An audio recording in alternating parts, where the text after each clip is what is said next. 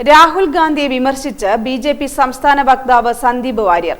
വയനാട് രാഹുൽ ഗാന്ധിയുടെ വാട്ടർലൂ ആയിരിക്കുമെന്നും ജനങ്ങൾക്ക് രാഹുൽ ഗാന്ധിയോടുള്ള താൽപര്യം കുറഞ്ഞുവെന്നും അദ്ദേഹം വിമർശിച്ചു. വയനാട് രാഹുൽ ഗാന്ധിയുടെ വാട്ടർലൂ ആയിരിക്കുമെന്ന് ബിജെപി സംസ്ഥാന വക്താവ് സന്ദീപ് വാര്യർ. രാഹുൽ ഗാന്ധിയുടെ റോഡ് ഷോയിൽ 300-ൽ താഴെ പേരാണ് പങ്കെടുത്തത്. വയനാട്ടിലെ ജനങ്ങൾക്ക് രാഹുൽ ഗാന്ധിയോടുള്ള താൽപര്യം കുറഞ്ഞെന്നാണ് ഇത് സൂചിപ്പിക്കുന്നത്. നടന്ന ശ്രീ രാഹുൽ ഗാന്ധിയുടെ റോഡ് ഷോ അത് സൂചിപ്പിക്കുന്നത് വയനാട്ടിലെ ജനങ്ങൾക്ക് രാഹുൽ ഗാന്ധിയിലുള്ള താല്പര്യം കുറഞ്ഞു എന്നുള്ളതാണ്.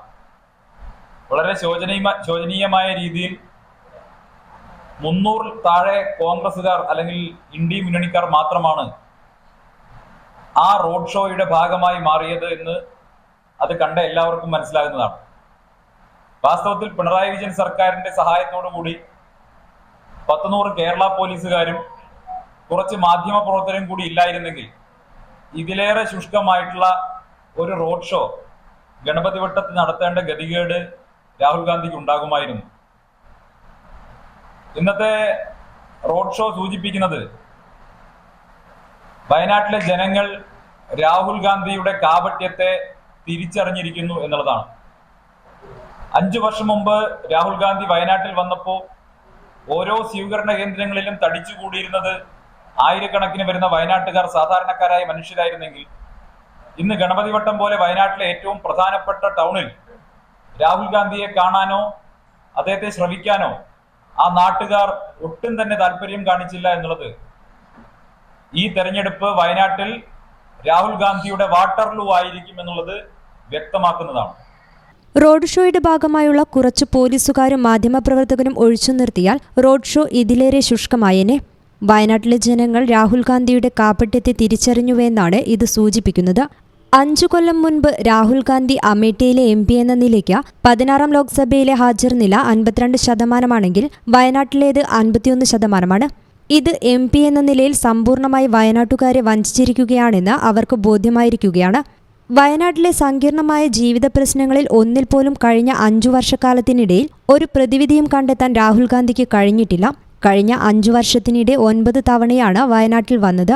വീണ്ടും തിരഞ്ഞെടുപ്പ് അടുത്തപ്പോൾ ജനങ്ങളുടെ കണ്ണിൽ പൊടിയിടാൻ വേണ്ടി വീണ്ടും വയനാട്ടിലേക്ക് വന്നിരിക്കുകയാണ്. രാഹുൽ ഗാന്ധി 5 വർഷം മുമ്പ് അമേഠിയിൽ എന്താണോ ചെയ്തത്, 16-ാം ലോക്സഭയിൽ രാഹുൽ ഗാന്ധിക്ക് അമേഠിയുടെ MP എന്നുള്ള നിലയ്ക്ക് കേവലം 52% ഹാജർ നില എങ്കിൽ 17-ാം ലോക്സഭയിൽ വയനാടിന്റെ MP എന്ന നിലയ്ക്ക് അദ്ദേഹത്തിന്റെ ഹാജർ നില കേവലം 51%. വയനാട്ടുകാരെ രാഹുൽ ഗാന്ധി MP എന്നുള്ള നിലയിൽ സമ്പൂർണമായി അവരെ വഞ്ചിച്ചിരിക്കുന്നു എന്നവർക്ക് ബോധ്യപ്പെട്ടിരിക്കുകയാണ്. വയനാടിന്റെ സങ്കീർണമായ ജീവിത പ്രശ്നങ്ങളിൽ ഒന്നിലും പോലും കഴിഞ്ഞ 5 വർഷക്കാലത്തിനിടയ്ക്ക് ഒരു പ്രതിവിധിയും കണ്ടെത്താൻ അദ്ദേഹത്തിന് കഴിഞ്ഞിട്ടില്ല. 5 വർഷത്തിനപ്പുറം ഒരു MP എന്നുള്ള നിലയ്ക്ക് കേവലം 9 തവണയാണ് രാഹുൽ ഗാന്ധി വയനാട്ടിലെത്തിയത്. ഇപ്പൊ വീണ്ടും തെരഞ്ഞെടുപ്പ് എടുത്തപ്പോ ജനങ്ങളെ വഞ്ചിക്കാൻ വേണ്ടി, കണ്ണിൽ പൊടിയിടാൻ വേണ്ടി വീണ്ടും വയനാട്ടിലേക്ക് വന്നിരിക്കുകയാണ്. രാഹുൽ ഗാന്ധി ഇന്ന് ഗണപതി വട്ടത്ത് നടത്തിയിട്ടുള്ള പ്രസംഗം, ആ പ്രസംഗത്തിൽ അദ്ദേഹം പറഞ്ഞിട്ടുള്ള കാര്യങ്ങൾ വാസ്തവത്തിൽ ജനങ്ങളെ കളിയാക്കുന്നതാണ്, വയനാട്ടിലെ ജനങ്ങളെ കളിയാക്കുന്നതാണ്. വന്യമൃഗ ആക്രമണങ്ങളുടെ വിഷയത്തിൽ കഴിഞ്ഞ 5 വർഷക്കാലം രാഹുൽ ഗാന്ധി എന്ത് ചെയ്തു, അദ്ദേഹത്തിന് എന്ത് ചെയ്യാൻ സാധിച്ചു? പാർലമെന്റിൽ അദ്ദേഹം ഏതെങ്കിലും തരത്തിൽ ഒരു ഇടപെടൽ നടത്തിയോ?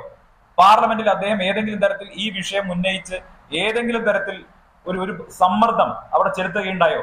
രാഹുൽ ഗാന്ധി നടത്തിയ പ്രസംഗം വാസ്തവത്തിൽ ജനങ്ങളെ കളിയാക്കുന്നതാണ്. മെഡിക്കൽ കോളേജ് വിഷയം വലിയ വിഷയമല്ലെന്നും 2 മിനിറ്റ് കൊണ്ട് തീർക്കാവുന്ന പ്രശ്നമാണെന്നും അദ്ദേഹം കൂട്ടിച്ചേർത്തു.